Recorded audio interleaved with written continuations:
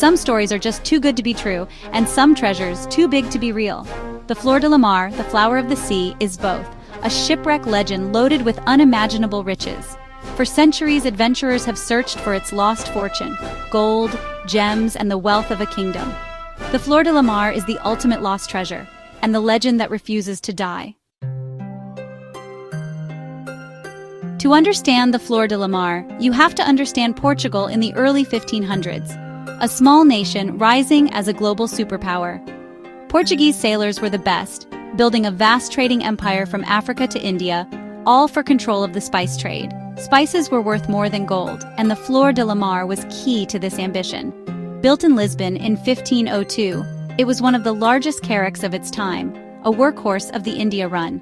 It carried soldiers, supplies, and most importantly, treasure. The ship symbolized Portugal's ambition and naval strength.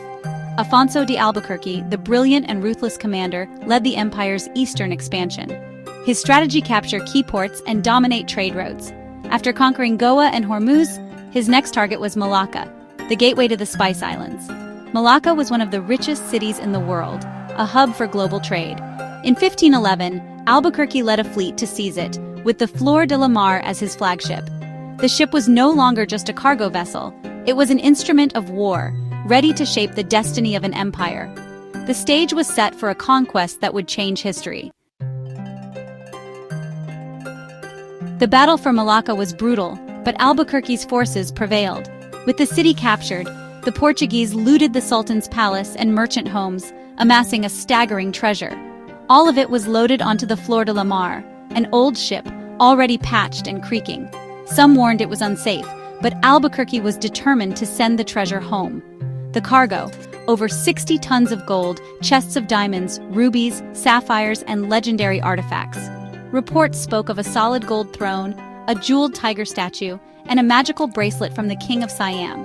The value was immense, perhaps the largest treasure ever assembled on one ship. With the loot secured, the Flor de la Mar prepared for its final voyage, dangerously overloaded. Albuquerque and 400 others set sail, the ship sitting low in the water, a floating vault of dreams. Excitement and anxiety filled the crew. They carried a fortune that could make them legends. But the sea is unforgiving, and the Flor de la Mar was old and tired. Their journey would end in tragedy. The greatest treasure ever assembled was about to vanish, and with it, the hopes of an empire. As the Flor de la Mar sailed through the Straits of Malacca, disaster struck. A violent storm. The overloaded ship was smashed against reefs off Sumatra, breaking apart in the night. Chaos erupted, most of the crew perished, and the treasure sank to the ocean floor. Albuquerque survived, but the loss was a devastating blow to Portugal.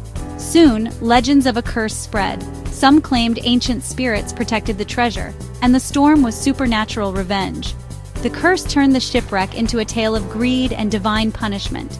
The loss crippled Portugal's ambitions in Asia, forcing them to look elsewhere for wealth. Brazil, once ignored, became the new focus for colonization and exploitation. The lost treasure changed the course of history. The Flor de la Mar's riches were gone, but its legend only grew. The sea kept its secrets, and its gold. The lost treasure of the Flor de la Mar pushed Portugal toward Brazil, fueling a brutal new colonial economy. For 5 centuries, the ship's location has remained a mystery, luring countless treasure hunters to the treacherous Straits of Malacca. Despite modern technology, no one has found definitive proof of the wreck. The treasure remains elusive, protected by legend and the sea. Today, the hunt is more than a quest for gold. It's a search for history. Finding the Flor de la Mar would unlock secrets of the 16th century and reshape our understanding of the past. But who would own the greatest lost treasure in history? The story endures as a lesson in ambition, greed, and the fleeting nature of power. The flower of the sea remains the ultimate prize, always just out of reach. And as long as the legend lives, the hunt will never end.